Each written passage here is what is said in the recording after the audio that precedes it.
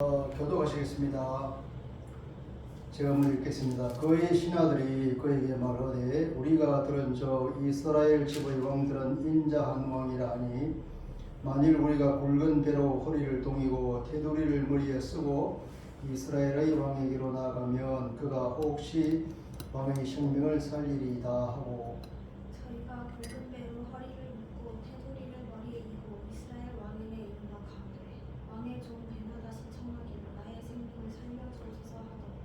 아합이 이르되 그가 아직도 살아있는가 너네 형제이니라.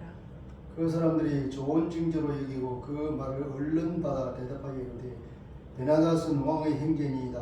왕이 이르되 너희는 가서 그를 인도하여 오라. 베나닷이 이에 왕에게 나오니 왕이 그를 병거에 올린지라. 베나다시 왕에게 가로되 내 아버지께서 당신의 아버지에게서 빼앗은 모든 성읍을 내가 돌려보내리라. 또 내 아버지께서 사마리아에서 만든 것 같이 당신도 다메섹에서 당신을 위하여 우리를 만드소서. 아합이 이르되 내가 이 조약으로 인해 당신을 놓으리라 하고 이에 더불어 조약을 맺고 그를 놓았더라.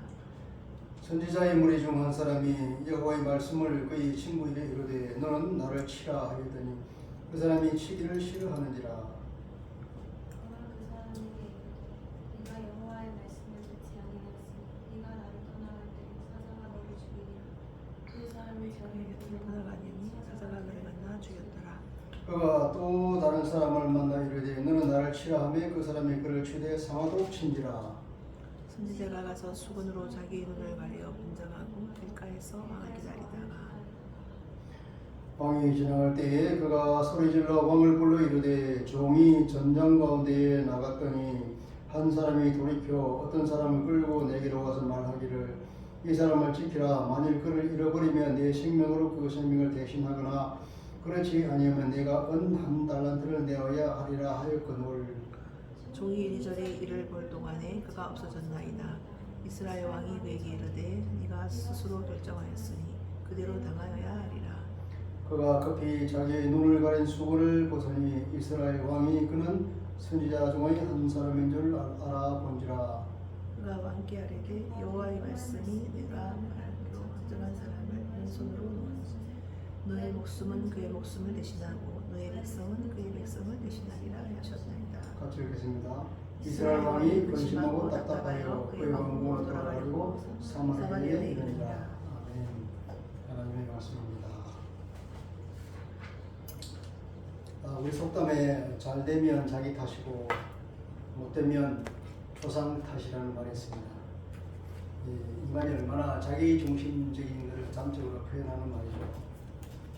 우리는 죄를 짓거나 뭐 실수라든지 자기의 어떤 책임을 남에게 전가시키는 데 능합니다. 이건 이런 사람은 아담의 속성을 본받아서 그렇죠. 우리는 어떻습니까? 우리는 남에게 전가하지 않나요? 우리도 어떤 나쁜 일을 당하면 얼른 남 탓을 하기 바쁩니다. 누구 때문에 그렇다고. 내 때문에 그런 것이 아니라 누군가의 잘못 때문에 그렇게 됐다고 남을 원망하고 그 화살을 돌리기 십상이고 또 잘 되면 어떻습니까? 내가 스스로 잘난 것처럼 우쭐해지고 교만해지고 하는 것이 인간 본성인 것 같습니다. 세상을 살다 보면은 이런 사람이 있어요. 세상적으로 잘 나가다가 어느 한순간 완전히 꺾여버린 사람들이 있습니다. 저도 세상적으로는 한때 계속 승승장구했던 적이 있었습니다. 어느 날 꺾여서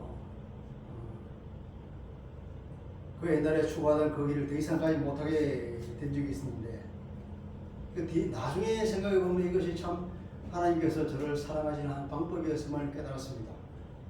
그때는 그것이 너무나 원망스럽고 너무 힘들고 그것 때문에 너무 내 마음에 상처가 되어서 심지어는 내 마음이 그것을 수용할 수 없어가지고 그때의 기억들을 송두리째 없애버렸던 것을 알았는데 사실은 그것이 그 길로 가다가는 제가 하나님 앞에 망하는 길이기 때문에 하나님께 돌아오라고 그 길을 막았던 것이라고 저는 지금 이해하고 있습니다.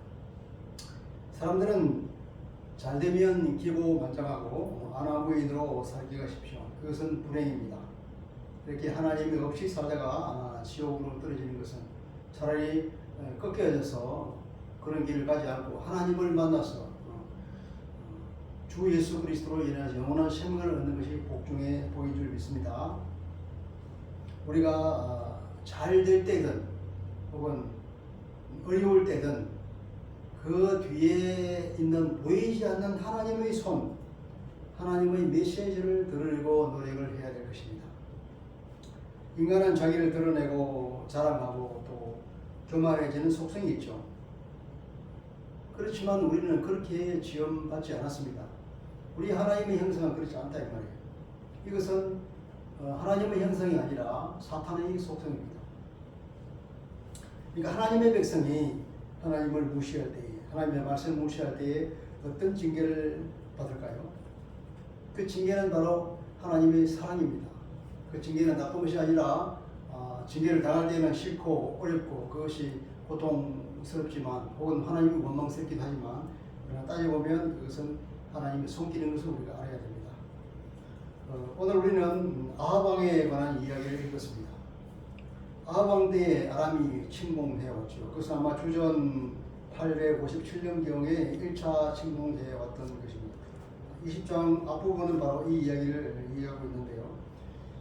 하나님의 계획으로 그들이 크게 이겼습니다. 사실 아람이 워낙 강해서 그 당시 아합으로서는 그를 이길 수가 없었습니다. 아람은 주변에 있는 모든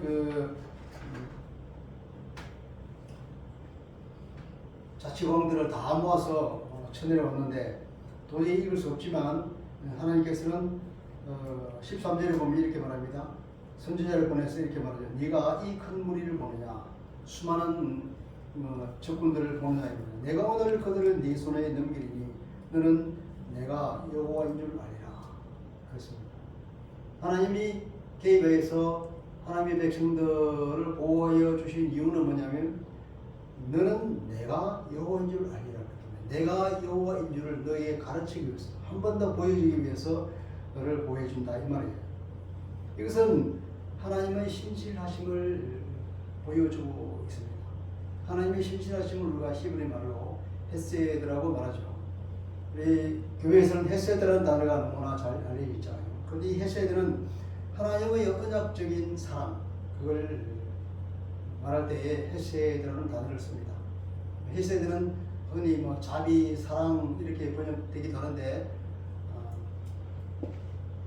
그 근본적인 뜻은 뭐냐면 우리가 서로 인간관계를 맺고 있을 때에 그 관계 속에서 상대방이 나에게 기대하는 그것을 충족시켜주는 것, 그 기대에 어긋나지 않게 행동하는 그것을 헤세드라고 그래요. 그러니까 그것은 이제 상대방의 기대에 대한 충족이라는 의미에서 신실함이라고 번역할 수 있겠죠.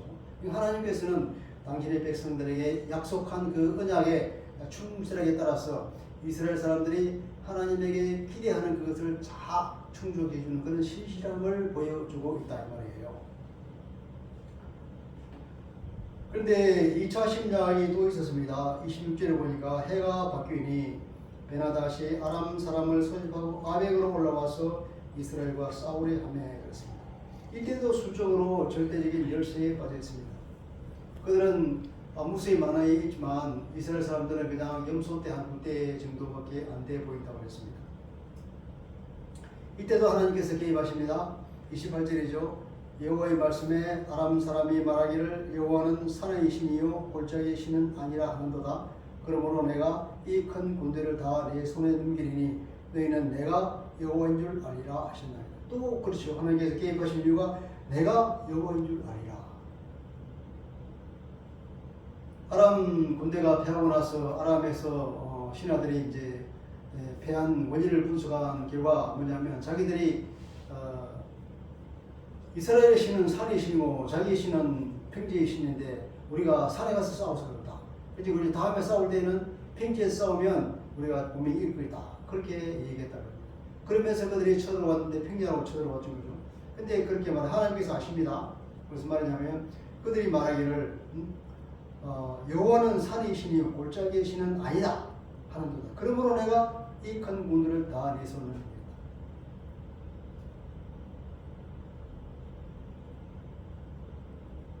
그들이 평지 골짜기로 침입해 들어왔을 때 그 싸움에서도 역시 너희들이 이기게 해주겠다는 그런 얘기예요. 내가 여호와인 줄 알리라 하는 이 말씀은 출애굽기 8장 22절에 보면 동일한 말이 나옵니다.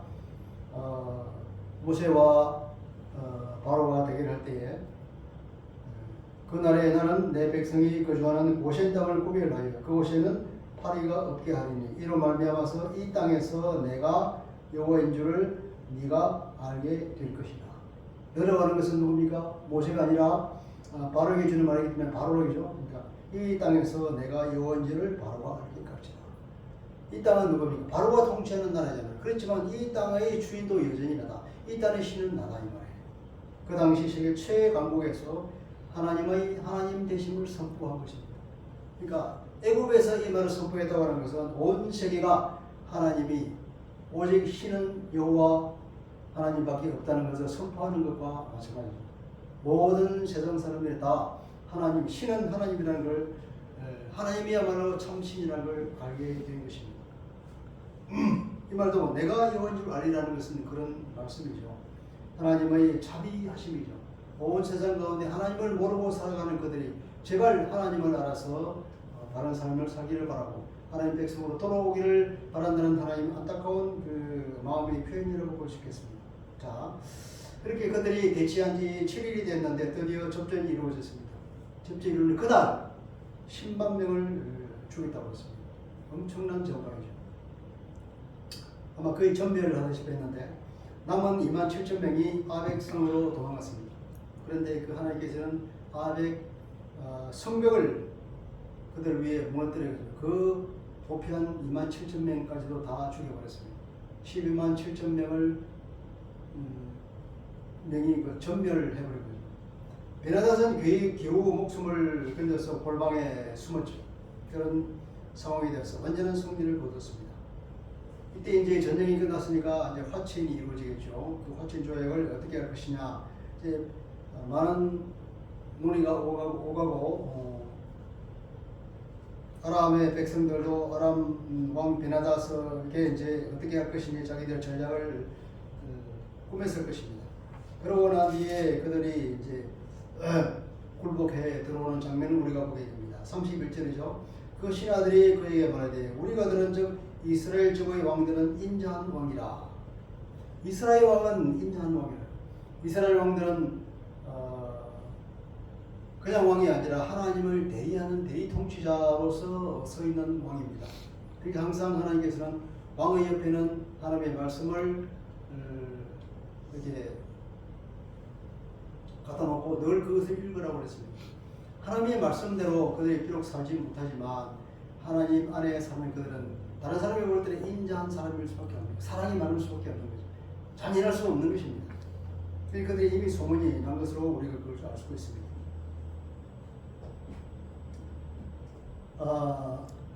아합이 이제 자기 생명을 구걸하죠. 아합의 자비에 호소하고 있는데 그러면서 만일 우리가 굵은 배로 허리를 동이고 테두리를 머리에 쓰고 이스라엘 왕에게로 나아가면 그가 혹시 왕의 생명을 살려줄지도 모르겠습니다. 그렇게 합시다 그런 거죠. 인자한 왕이다. 이 인자라고 하는 것이 아까 우리가 말한 그 헤세드라고 하는 이 단어를 번역한 말입니다. 헤세드죠.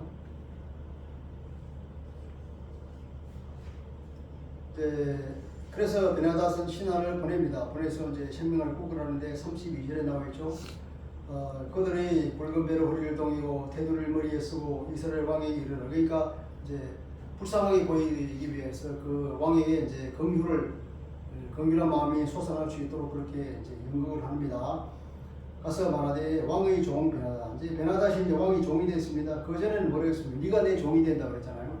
베나닷이 그렇게 큰 소리를 쳤는데 실제로는 결과는 하나님의 개입으로 인해서 이제 베나닷이 아합의 종이 됐습니다. 청하기를 내 생명을 살려 주옵소서 하되이다. 제발 저를 살려주세요. 이렇게 말한다는 것을 전해줍니다. 그 부하들이 이스라엘 왕에게 우리 왕이 그렇게 말했디다 이렇게 알려주는 거예요. 이 말을 들은 아합이 굉장히 우쭐해졌습니다. 32절 5번째로 보면 그렇게 말하죠. 아합이 이르되 그가 아직도 살아있느냐 그는 내 형제이니라. 이런 어처구니 없는 얘기를 하는 거예요. 그 말을 듣고 너무 우쭐해진 나머지 그가 아직도 살아있냐 그는 내 형제이니라 그렇게 말해요.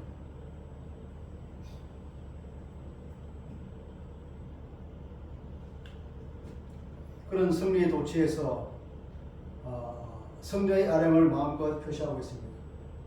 스스로 영광을 누리고 있는 모습을 우리가 보게 됩니다. 하나님이나 하나님의 백성을 대적하는 베나닷에게 그런 헤세드를 베풀었습니다.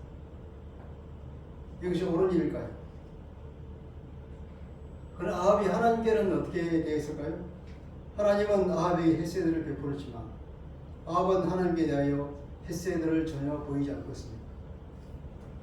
언약적 신실함을 전혀 보이지 않고 있다. 하나님은 이스라엘 백성들을 신실함을 내서 보호해 주었는데 그러면 아합이 그에 합당하게 반응해야 될 텐데 하나님에게는 아합이 어떻게 반응했습니까? 우리가 역사를 통해서 잘 알고 있잖아요. 너무나 무도한 몽이었죠. 하나님께는 전혀 헤세를 보이다는 그는 말하자면 하나님께다가 배은망덕을 보이고 있는 것입니다. 자, 이제 조약을 체결하는데 34절에 보니까 베나닷이 왕께 이르되 내 아버지께서 당신의 아버지에게서 빼앗은 모든 성읍을 내가 돌려보내리라. 또 내 아버지께서 사마리아에서 만든 것 같이 당신도 다메섹에서 당신을 위하여 거리를 만드소서. 이게 화친 조약에 관한 두 가지 조건이죠. 자기가 그렇게 하겠다는 이제 항복 문서를 내보냈는데 이 조건이 아합 마음에 쏙 들은 것입니다. 첫째는 자기 아버지 베나닷 1세죠. 이긴 다음에 베나닷은 베나닷 2세입니다. 베나닷 1세가 뺏어간 성읍을 다 돌려주겠다. 두 번째, 다메섹의 아합을 위해서 국제 무역 시장을 개설하겠다. 이 거리를 만든다는 것은 경제적인 특혜를 주겠다는 얘기예요. 거리라고 하는 것은 이 상업도를 말하고 있죠. 상업도. 거리라고 하는 이 단어는 광장으로도 번역이 될 수 있다는데 우리가 신도시를 개발하면 그 거리에 뭐가 생깁니까? 가운데에 그 상가가 이렇게 만들어지잖아요. 그래서 모든 사람이 필요한 물건들을 거기 상가에서 사는데 그래서 그 상가의 가치가 엄청 높아져서 그 분양하면 평당 뭐 다른 건물이 뭐 몇 배가 되는 그런 상황이 되잖아요. 마찬가지로 여기다가 다메섹 그 나라의 수도 한가운데다가 국제 무역 시장을 개설하고 그것을 아합 왕에게 주겠다는 엄청난 경제적 특혜를 준다는 것입니다. 그 두 가지 조건을 주니까 이제 아합이 합족했습니다. 그래서 조약을 체결하고 베나닷을 석방하기를 합니다. 그래서 34절 마지막에 보면은 아합이 이르되 내가 이 조약으로 인해서 당신은 놓으리라 하고 이에 더불어 조약을 맺고 그를 놓았더라. 여기서는 내가가 강조되어 있습니다. 우리말 성경에는 그냥 내가 하는 말이지만 히브리 말에는 원래 동사에 주어가 포함되어 있기 때문에 주어를 안 씁니다. 그래서 동사 안에 다 포함되어 있기 때문에 그렇지만 여기서 보면 내가라는 단어가 들어가 있습니다. 그러니까 이게 나를 강조하는 거예요. 다른 누구도 아니고 바로 내가 이를 한다. 그것은 스스로를 매우 높이는 아합의 심리를 표현하는 말입니다. 베나닷을 살려줄 권한이 자기에게 있는 듯하게 행동하는 것을 우리 볼 수 있죠. 물론 보면 뭐 아합이 왕이니까 당연히 그 조약을 체결하고 베나닷을 풀어줄 수 있는 권한이 있는 것처럼 보이지만 우리가 따져보면 사실 이 전쟁을 승리해 가신 분이 하나님이잖아요. 절대적으로 이길 수 없는 전쟁인데도 불구하고 두 번씩이나 이기게 해줬잖아요. 이것은 절대로 이길 수가 없는 것이었습니다. 그렇다 그러면 하나님께 물어봐서 결정할 일이고 그리고 이 전쟁은 사실 하나님이 개입하신 거기 때문에 성전이라는 거예요. 거룩한 전쟁이고 그래서 아람 군대는 어떻게 보면 하나님께 완전히 제물로 바쳐야 할 그런 대상이죠. 그걸 우리가 히브리 말로 단어로 유명한 헤렘이라는 단어가 있죠. 헤렘. 하나님께 온전히 바쳐진 것. 우리가 구약에서 그 아간 얘기하잖아요. 아간. 아이성을 그 어제는 뭡니까? 아이성이 아니라 그 성을 무너뜨리고 하나님께서는 거기에 있는 모든 것을 다 진멸하고 하나도 전리품으로 가져오지 말라고 말하는 그것이 뭐냐면 그 전쟁은 성전이고 그 전쟁 그 상대방을 온전히 하나님께 제물로 바치는 거예요. 완전히 불태워서 없애는 거예요. 그런데 아합이 거기서 값비싼 것을 훔쳐 자기가 숨겨놨다는 거죠. 그 얘기, 그 악한 얘기를 우리가 할 때 그때 뭐냐면 그것이 헤렘이라는 거예요. 헤렘. 하나님께 온전히 바쳐진 거예요. 그 일의 구성이 하나님께 온전히 바쳐진 건데 그걸 훔쳤다는 것입니다. 이 헤렘이라고 하는 그 헤렘을 범하면 그가 대신 죽어야 한다는 것이 그 당시 관습이었던 것 같습니다. 이걸 우리에게 이제 적용해 보면 우리도 이렇게 아합처럼 스스로 주권자가 되어서 스스로 결정하고 또 스스로 만족을 누리고 그죠? 경솔하게 행동할 때가 많이 있지 않습니까? 잘 됐을 때 내 탓, 못했으면 남 탓이지만 자기가 잘된 자기 탓 때문에 잘된 줄 알고 자기 능력이기 때문인 줄 알고 자기가 잘해서 그런 줄 알고 욱줄하면서 하나님께 그 영광을 돌려드리지 못할 때가 많잖아요. 이게 잘 될 때는 우리가 먼저 뭐 해야 돼? 하나님께 감사해야 되죠. 내 능력이 되어서 그런 것이 아니라 하나님께서 이것을 해주신 하나님께 내 능력을 주셔서 이것을 하게 됐다. 하나님께 먼저 감사하게 되고 그리고 이 처리 결과를 앞으로 이것을 어떻게 처리할 것인지에 대해서 하나님께 물어서 결정해야 될 것인데 아합은 그렇게 하지 않았죠. 하나님이 다 이루시는데 불구하고 자기가 잘해서 그런 줄 알고 자기 능력으로 된 줄 알고 자기가 그것을 다 처리해버리잖아요. 그것은 하나님 앞에 온당한 처사가 아니죠. 그래서 하나님께서는 한 예언자를 선지자를 보내서 예언을 하게 합니다. 그 얘기가 35절부터 이제 마지막 절까지 얘기인데요. 35절 36절은 뭐냐면 선지자의 무리 중 한 사람이 여호와의 말씀을 그 친구에게 이르되 너는 나를 치라 했더니 그 사람이 치기를 싫어하느니라. 그가 그 사람에게 이르되 네가 여호와의 말씀을 듣지 아니하였으니 네가 나를 떠나갈 때에 사자가 너를 죽이리라. 그 사람이 그 곁을 떠나가더니 그 사자가 그를 만나 죽였더라. 이런 사건이 생겼습니다. 굉장히 놀라운 사건이잖아요. 근데 여기서 보면 이 사람이 자기 친구라고 하는 것은 친구라고 번역했는데 사실은 자기 동료를 말합니다.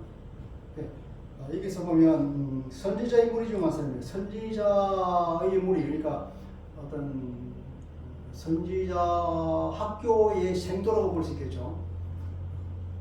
선지자의 무리 가운데 한 사람이 자기 동료에게 말하는 거예요. 그 사람이 이것이 선지자입니다. 이게 말할 때 뭐냐면 하나님의 말씀이라 말해요. 하나님의 말씀에 의하면 네가 나를 쳐야 된다. 그런데 그가 친구를 치다니 싫어하는 거예요. 치다라고 하는 동사는 뭐냐 낙하라고 하는 동사인데 이것은 치다 혹은 심지어 죽이다는 말까지도 포함되는 단어. 굉장히 쉬운 단어입니다. 완전히 죽을 듯이 패는 것 이런 말이에요. 나를 세게 쳐라 이 말이에요. 그러니까 어떻게 그 사람이 그렇게 하겠어요? 인간적인 마음에서 그렇게 할 수가 없었던 것입니다. 그런데 이 사람은 하나님의 말씀이라고 하는데도 불구하고 하나님의 말씀에 대한 경외가 부족했던지 그 말을 듣지 않아요. 인간적인 생각에서 거절합니다. 하나님의 말씀이라고 하는 것은 우리가 그것을 분석하거나 이해하기나 혹은 그걸 말을 우리가 스스로 판단하고 재단할 그런 대상이 아니에요. 하나님의 말씀이 맞다면 그 말씀은 완전히 믿음과 순종의 대상이지 하나님의 말씀에 절대성이 있다 이 말이에요. 그런데 이 선지자는 하나님의 말씀이라고 했는데도 불구하고 그 말씀에 순종하지 않았습니다. 이 사람은 그냥 평범한 한 인간으로서 행동하고 생각했던 것입니다. 그래서 그는 이 다른 선지자의 예언대로 즉시로 나가다가 사자에 물려 죽었습니다. 이유는 뭐냐면 내가 여호와의 목소리를 듣지 않았기 때문에 하나님의 말씀을 안 들었기 때문에 하나님의 징계가 왔다는 것이죠. 사자라고 보이는 바로 그 사자라고 원문에는 그 사자라고 되어 있어요. 그 사자. 그 사자가 뭡니까? 하나님이 보내신 사자라는 말이겠죠. 하나님이 보내신 그 사자가 그를 만나서 죽였더라 하는 이 동사가 대신 낙하입니다. 그 사자가 이 사람을 낙하했단 말이에요. 그러니까 하나님이 말씀을 무시할 때에 어떤 결과가 나타나는지를 적나라하게 보여준 하나의 퍼포먼스죠. 이처럼 분명하게 말씀을 보여주고 그것을 보는 사람, 듣는 사람에게 그 심령이 깊이 찔러주는 그런 예언도 없을 것입니다. 분명하게 확실하게 그 메시지를 심어 주었죠.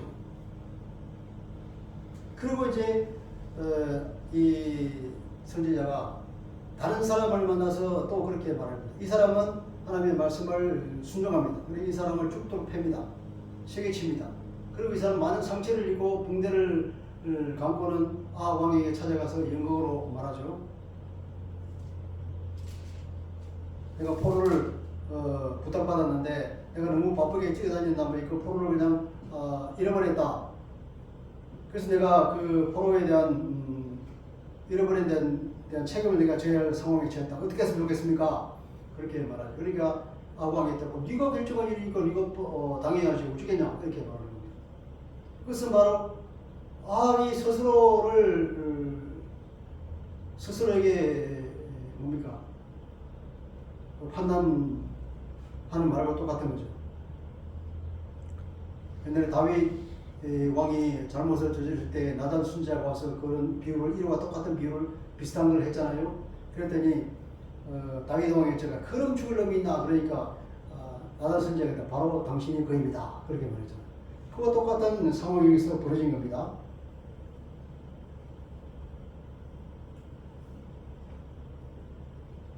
그것은 하나님의 말씀인데 그 심판이 이제 42절에 나옵니다. 그가 왕께 이르되 여호와의 말씀이 내가 멸하기로 작정한 사람을 내 손으로 놓았은즉 내 목숨을 그의 목숨을 대신하고 내 백성을 그 백성을 대신하리라 하셨나이다. 이 선지자가 아합 왕에게 아합이 이러한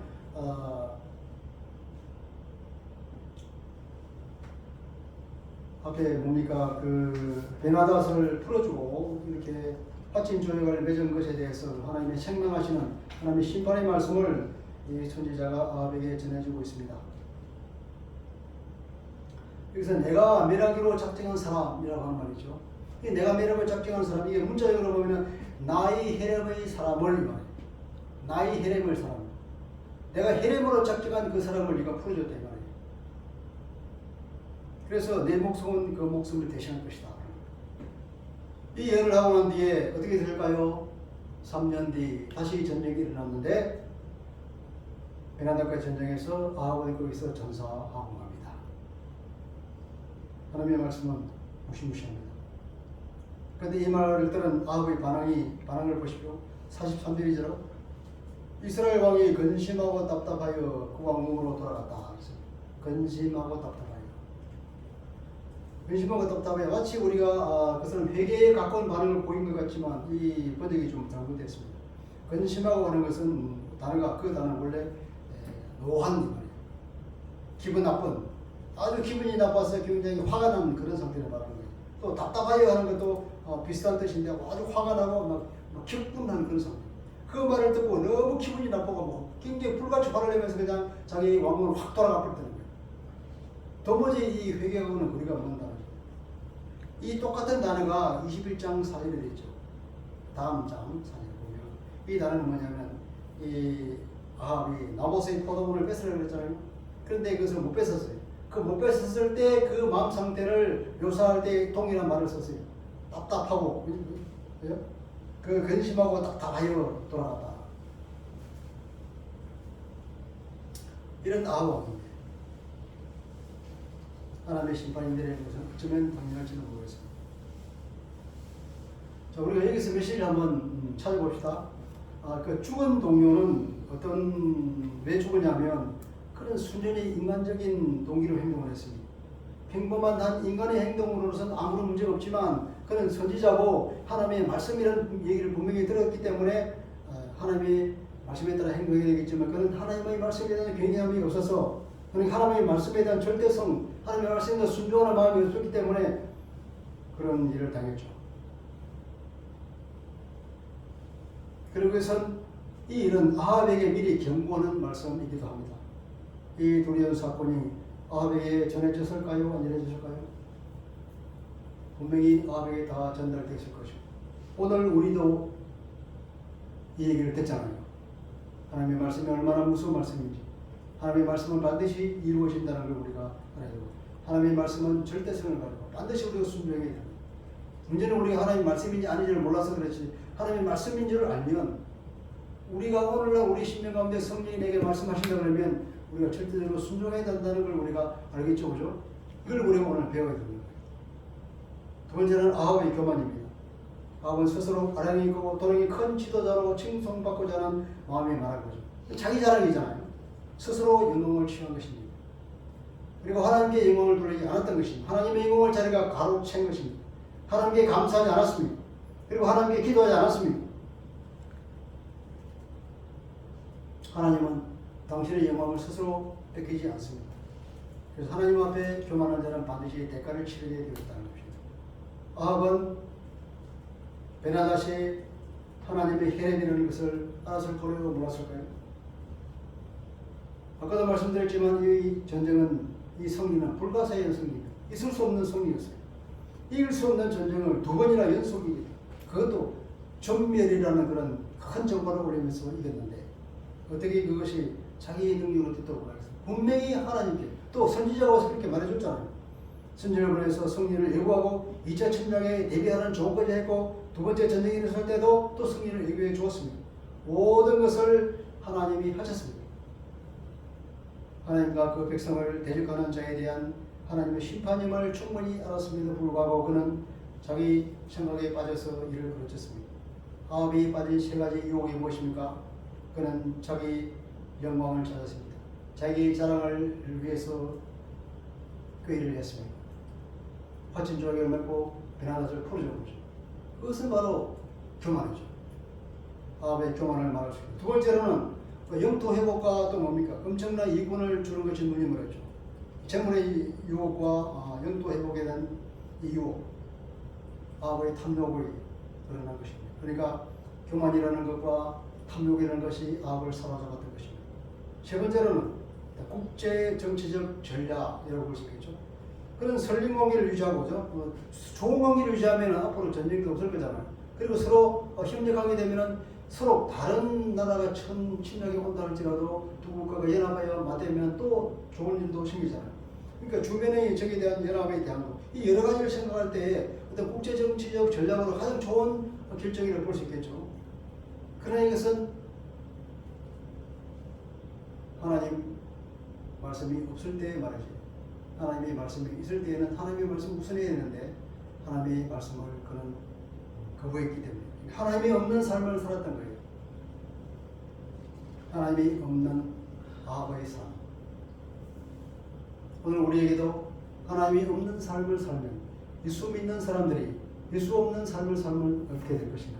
그처럼 비참한 삶도 없을 것이라고 바울은 말하고 있죠.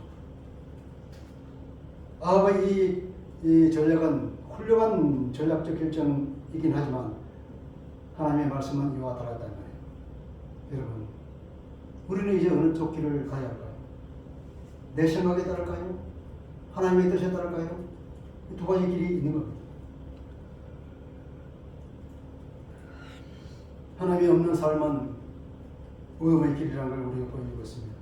아합처럼 스스로 높이고 하나님을 무시하고 인간적인 결정을 내릴 때 하나님의 징계를 피할 수 없다는 걸 우리가 배워야 되고, 아합은 하나님의 헤세드에 헤세드로 반응하지 못하고 엉뚱한 데에 헤세드를 베푸는 잘못을 정말 범했죠. 우리에게는 항상 두 가지 삶이 펼쳐져 있습니다. 두 가지 길, 인생에는 두 가지 길이 있는 거예요. 옛날에 우리가 읽었던 프로스트의 가지 않은 길이라는 시가 있잖아요. 그 시가 언뜻 생각나서 한번 찾아봤더니 이렇게 말하고 있습니다. 두 개의 길이 노란 숲에서 갈라져 있다. 둘 다 갈 수 없어 섭섭했다. 하나만을 가야 했기 때문에 한참 멀서 있었다. 나는 볼 수 있는 데까지 내려다 보았다. 길이 덤불로 굽어져가는 곳까지. 그 다음에는 나는 똑같이 좋아 보이는 두 개의 길 가운데 하나를 택했다. 그 길이 더 나은 선택이라 여겼다. 맨 끝에 이렇게 말합니다. 세월이 한참 흐른 뒤 나는 한숨 지으며 말하리라. 두 개의 길이 하나의 숲에서 갈라져 있었지. 나는 사람들이 잘 다니지 않는 길을 택했지. 그리고 그것이 내 인생을 바꿨지. 어느 길을 가느냐에 따라서 인생이 달라지는 거예요. 옛날에 이 시를 읽었을 때는 젊은 청년들에게 앞으로 세상에 나가서 펼쳐질 길이 있는데 그 길을 심사숙고해서 좋은 길, 합당한 길을 택하라고 하는 그런 어떤 교훈을 주는 시인 줄 알고 읽었는데 오늘 이 시를 생각해 보니까 그런 의미가 아니라 예수 믿는 우리에게 펼쳐진 두 가지 길, 내 마음의 길을 따를 것인지 성령이 말씀해 주는 그 길을 따르지 이 두 개의 길을 중에서 우리가 선택해야 된다는 그런 메시지를 주는 시로 저는 읽혀집니다. 하나는 아담의 삶입니다. 그것은 나를 드러내는 삶이죠. 내 영광을 추구하면서 인간적인 판단과 인간의 감정에 따라서 결정하는 삶입니다. 그것이 굉장히 매력적으로 보이죠. 두 개의 길이 노란 숲 속에 있는데 둘 다 매력적으로 보여요. 어쩌면 자기가 가진 그 길이 더 매력적으로 보일 수도 있죠. 그러나 에덴의 삶은 순종의 삶입니다. 하나님의 은혜와 하나님의 보호를 받고 그러나 하나님께 영광을 돌리며 사는 이 삶, 이것은 하나님의 판단을 따르는 것이고 하나님께 영광을 돌리는 삶이고 하나님께 순종하는 삶입니다. 어쩌면 이 길은 좋아 보이지 않는 길일 수 있습니다. 여러분은 어떤 삶을 사시겠습니까? 우리가 마음의 소리를 따르느냐 성령의 소리를 따르느냐 그 차이기도 하죠. 우리 마음에는 미움과 원망과 복수하고자 하는 마음이 계속 올라오고 있습니다. 그러나 다른 한편으로는 마음 한구석에서 이런 생각도 듭니다. 용서하라, 그냥 불쌍히 여기라 하는 것. 이게 성령의 음성이죠. 또 한편은 내가 높아져야지 그런 마음이 있는 거예요. 아멘. 또 한편으로는 오히려 하나님께 감사해. 네가 한 것이 아니야. 그런 마음도 우리 올라온단 말이죠. 혹은 어떤 이익을 보면 그 이익을 쟁취해. 어떤 희생을 각오하다 대가를 치되 그걸 쟁취해. 그렇게 내 마음에서 소리나 소리가 있는가 하면 또 한편으로는 그거 양보해. 그런 음성도 들립니다. 이 우리가 마음의 소리와 성령의 음성 어느 것을 따를 것이냐. 우리 모두는 예수 안에서 완전히 회복된 에덴의 삶을 삽시다. 성령의 인도하시며 순종하는 삶을 삽시다. 기도하겠습니다. 하나님 아버지, 오늘 아합이 하나님의 보호와 하나님의 계획으로 승리한 그 전쟁 가운데서 하나님의 뜻을 따르지 않냐고 하나님의 뜻을 보지 알것만 그는 자기 욕심에 취해서 스스로 그 영광을 취하고 자기가 모든 것을 결정할 능력이 있는 것처럼 생각하고 인간적인 결정에 의해서 가장 좋은 결정을 내렸습니다. 그러나 하나님께서는 그를 책망하면서 하나님의 말씀을 따르지 아니할 때 그 선지자가 죽었던 것처럼 아합도 역시 죽을 것이라고 예언하고 3년 뒤에 그는 전쟁에 나가서 완전히 죽고 말한 것을 우리가 보게 됩니다. 이 역사적 사건을 통하여서 우리는 교훈을 얻기를 바랍니다. 아버지, 우리 하나님의 말씀에 대해서 우리가 경외하는 마음을 가지고 하나님의 말씀에 대한 절대성 우리 심령 가운데 새기며 성령의 인도하심을 온전히 순종하며 살기를 다짐합니다. 주님, 우리를 도와주시옵소서. 우리가 이런 삶을 살아서 하나님 앞에 신실한 삶을 보여주고 우리가 하나님 앞에서 성공하는 삶을 살아갈 수 있도록 우리에게 은혜 베풀어 주옵소서. 예수 그리스도의 이름으로 기도합니다. 아멘.